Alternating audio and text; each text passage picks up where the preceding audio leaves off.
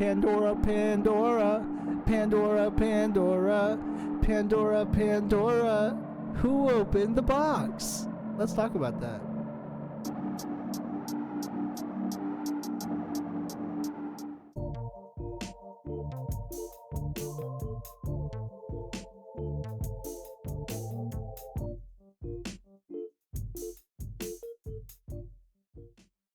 So, guys, I want to ask you guys a couple questions. What's up? Yeah. When you hear the word Pandora's box, I'm curious, what comes to mind? I'm going to be honest with you, bro. The first thing that comes to my mind is God of War. Okay. I respect Like it. the first 1 and 2. We love Kratos over here. Oh, yeah. Shouts out that man, Kratos. I'll be thinking of fancy jewelry. Isn't that a weird brand? Hey, you know, For selling rings, a Unity, Pandora. I'm a little surprised here. I'm a little surprised before we get into the story that nobody mentioned the music platform. Pandora. Oh, true. Pandora. True. I honestly forgot You know about what I mean? Pandora. Because when you think about it, after you hear the story, you're gonna understand when I say this now that what Pandora, the music platform, is it's like a combination. I mean, all music platforms are this way, but Pandora was like the first one to really do this at the time, where it was like any genre you want right there on the platform, all kinds of different sources of music in one, right? That was the Pandora box of music at the time. Opening. Okay. Wow. So let's get into what Pandora's box was. So a lot of y'all may not know this, but this was a Greek mythology story from Greek mythology, okay? Now, Pandora, supposedly, Greek mythology, was the first woman. So today we're going to be exploring the origin of suffering and the power of hope in Greek mythology. This slideshow that yours truly has crafted up here for y'all is going to take you through the classic myth of Pandora, the first woman, and the terrible gift she brought to mankind. So, the creation of Pandora, the all-gifted woman. Hephaestus, who was the blacksmith god. Okay. So he created Pandora, the first woman, from clay. Aphrodite, who was the goddess of beauty in Greek mythology, gave her beauty. Hermes, who was the messenger god, he gave her cunning. And Athena, the goddess of wisdom, clothed her.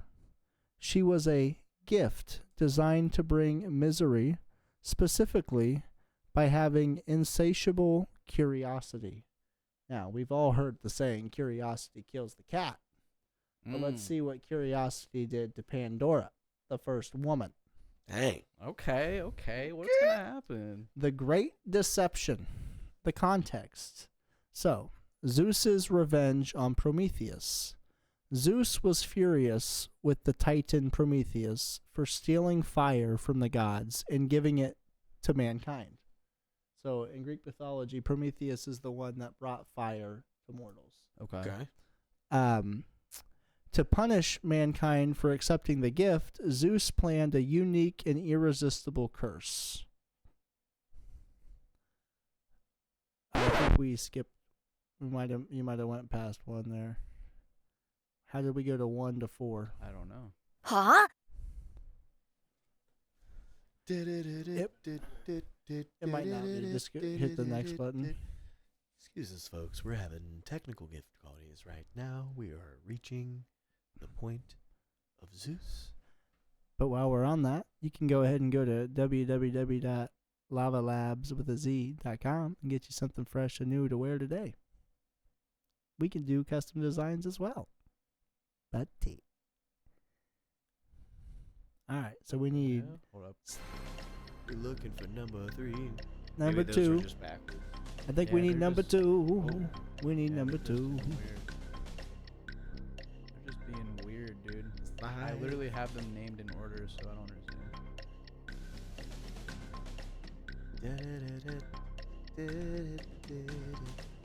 Okay, so, Already so read then that. we need 3. Yep.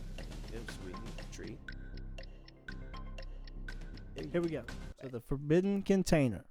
The gift in the morning.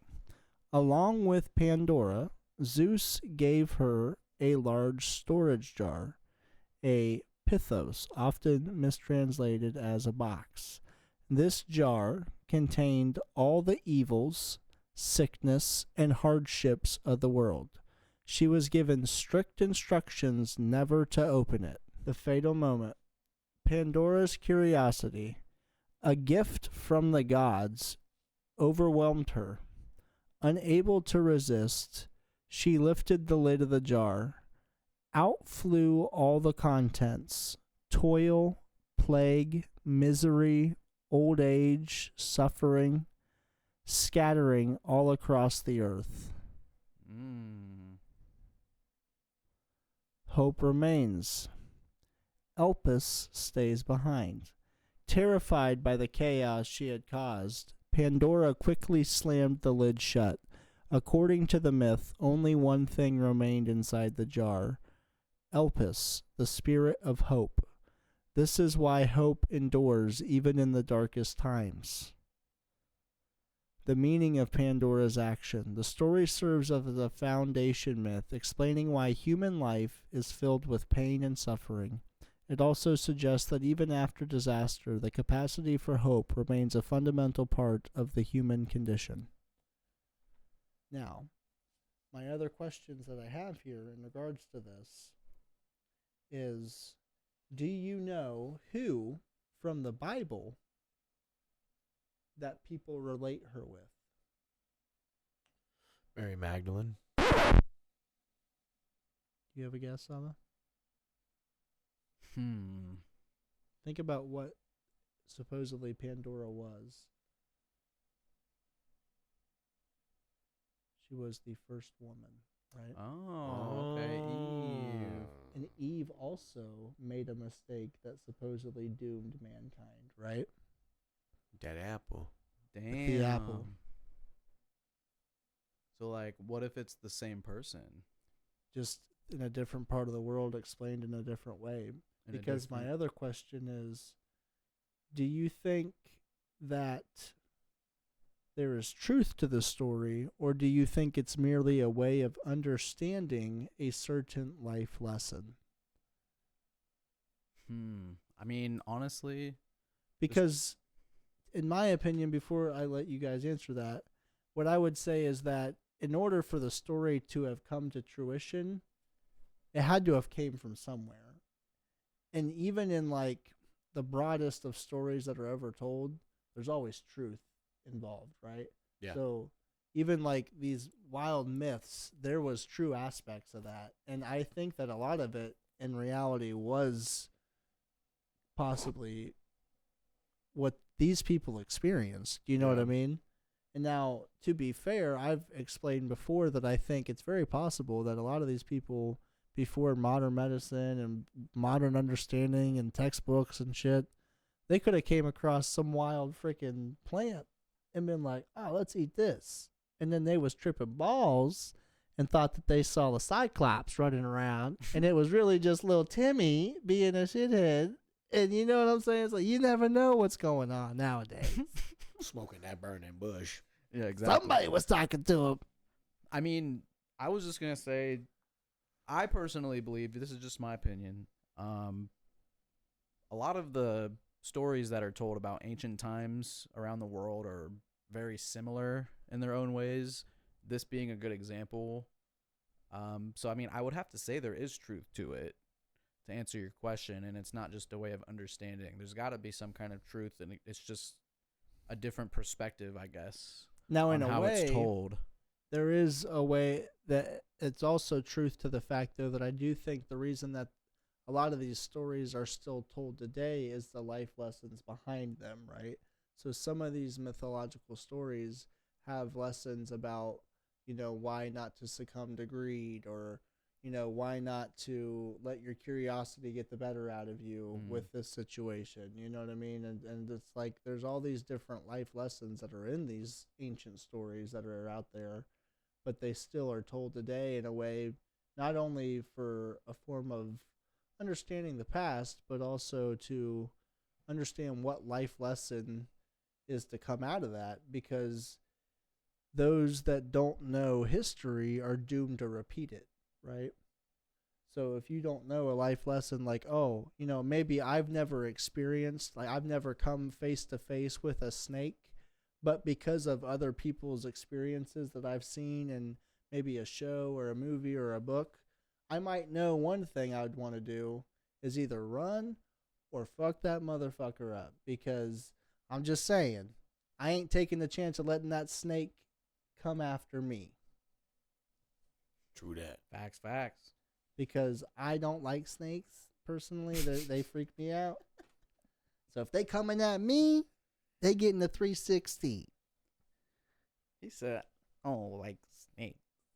I've caught a snake a couple of times. I did too. I used to have a pet snake, and you know what's wild about this? So the creek that me and my friends used to hang out at in Piqua. Mm-hmm. So when we were younger, we had caught a snake there. Me and a couple of my friends, and we had a fish tank that we put it in, and it was at my house. Tell me why this girl in the neighborhood steals my snake, steals my pet snake with the fish tank, and brings it into school and presents it as like a class pet. No, dude. You stole my snake out of my house. You came up to my house, took this snake that we had in a fish tank in the yard, and you just took it for yourself and brought it into school like, hey, look what I got, teacher. We got us a pet snake today. And I said, no, that was my snake. That was Elvis. Why you doing with my snake today? Let me just tell you, I'm still mad about that. And I don't even like the snake. You can have the snake. I'm just saying, why you stealing it? Snakes are always the problem, man. Ask Eve, ask Pandora. As long as there ain't snakes on that damn plane. Hey. I'll be sick and tired of them. Samuel Jackson got enough to worry about them snakes on a plane. Dude, that would be my nightmare, honestly, bro. If I was on a plane and snakes started popping up, I'm getting the first parachute I see, and I'm jumping out that bitch. I'm gone. But to answer your question on my end, I think there is truth. You know what I mean? I think so, too. I think a story that's been repeated for that long has to have some type of truth to it. I think there's also the other half of it as well. I think you can say yes for both. Right. Because most of these stories are taught to give us an understanding of life. Just like how the Bible is a lot of interpretations. Mm-hmm. And it's ways for you to interpret life and purpose. So I think this is just a Greek version of that. Mm-hmm. And like you were saying, there's a lot of intertwining of these stories with similarities of how people came to be, like the origin of man, if you will. So where there's smoke, there's fire. I mean, if they're all kind of talking about something similar and the only thing was a language barrier, damn, maybe we're on something. Maybe we are, bro.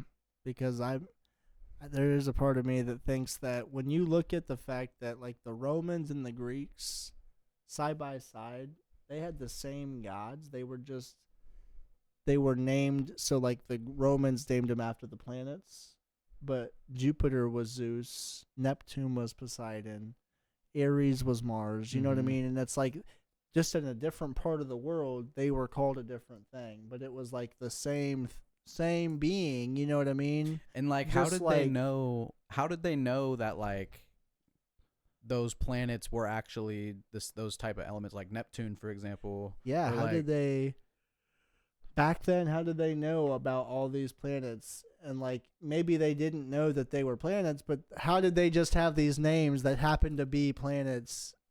Or did NASA just name these planets based off of the names that these people had? You know what I mean? Because like when NASA discovered them, they would have given it a name. They didn't just like find it and be like, oh, that's Pluto based on this book. Because like who the fuck wrote the book? You know what I mean? Somebody would have had to have discovered it in order to write a book about Pluto. True. Pluto is not a planet.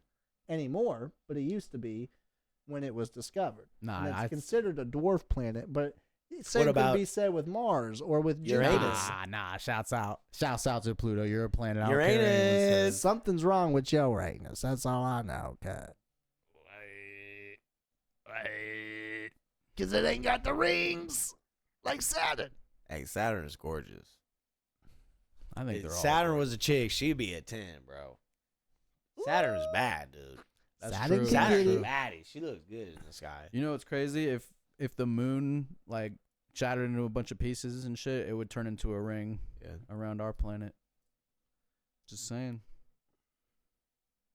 Man, I got what the a thing banger. for the ring. If you know what I'm saying, we got the ring camera at home. It do the wonders. You Purity ring. Oh, Betty.